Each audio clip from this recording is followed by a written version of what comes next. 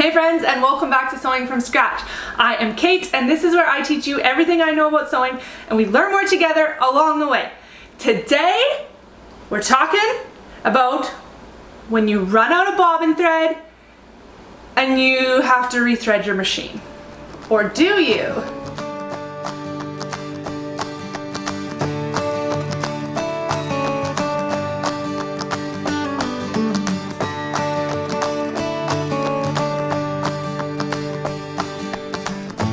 Before we get into this video, take a second, hit that red button if it's red, and that's going to make sure that you don't miss out on future videos because you're going to be notified of all of my upcoming content. I put out 2 new videos a week, things like tutorials and pattern inspiration and fabric hauls, all kinds of awesome sewing related content. And if that sounds like something you're into, hit that subscribe button so I can see you in the next video. So like I said, today we're talking about how to wind a bobbin without unthreading your machine and having to rethread, because isn't that like the worst part of like running out of bobbin thread?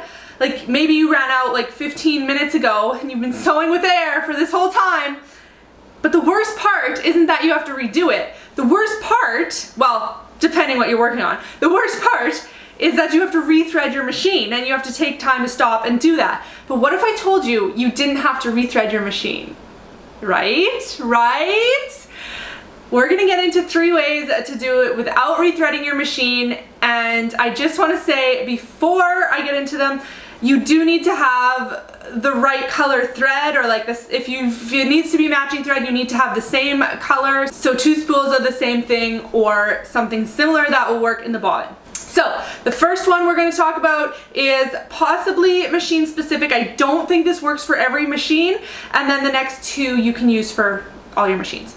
So first up, we're going to talk about something that I don't know if it's exclusive to Pfaff, but I only learned about it when I got my Pfaff Ambition 610. I do have a full video from when I bought this machine a year ago. It's actually one of my most popular videos on my channel, and I will link it below for you guys if you are interested in a Pfaff machine or the 610 or the 620 or something like that. I went through and I kind of did a full tour of the machine and the things I liked and didn't like. I do plan on doing an updated video to that soon, so again, hit that subscribe button if you're interested in catching that one. Anyway, when I got my machine, reading through the instruction manual, I learned that I can thread my bobbin without unthreading my machine by using the thread, the regular upper thread that you put on your spool that comes through your needle, and just looping it back up to the top around where it needs to be and into your bobbin, and you can fill it that way.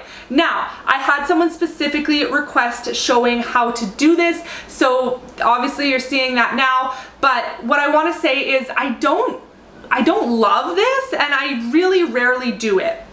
The reason being is I find that going through your tension discs and all the loops and hooks and the needle eye itself, I find that it adds just too much tension when you're winding the bobbin. If you are going to try this, I do recommend turning your tension down to 0 because that will help let the thread slide a little faster through, but I did find that it's still just kind of once in a while it'll stop winding the bobbin. But definitely try this. I don't know if this works for every machine, so I mean, I don't know if it hurts to try, but you could. So I use different methods, which we're gonna get into now. If you hate winding your bobbin, give this video a thumbs up. So the next way we're going to talk about is actually 2 ways which are kind of the same thing but a little different. So the first one we're going to talk about is using the same color thread but putting it in a cup beside, or if you have one of those thingers that holds your thread up for the big spools, you can use that. Just put it in a mug, that's what I do, and then you just thread the way you would with the bobbin thread. You do just have to be a little careful that you don't get your threads tangled, but I honestly do this often and I haven't had a problem. If you have like a broken bobbin or something, you could also use that to transfer it to your new bobbin, you know, if your bobbin breaks while you're sewing or something like that. And then the last way is similar to the one I just mentioned, but you're gonna use thread from a different machine. So I am demonstrating here on my serger. You could also use a cover stitch, or if you have, you know, another like sewing machine or something that already has the thread in the top, you just take it, wind it through your machine, and then it's held up there nice and easily while you wind your bobbin. And yes, this does mean you would have to rethread your other machine, but I find that threading my serger needles is actually a lot faster and easier than threading my sewing machine. If you're in the middle of a project, you just don't want to unthread your sewing machine. It's worth it.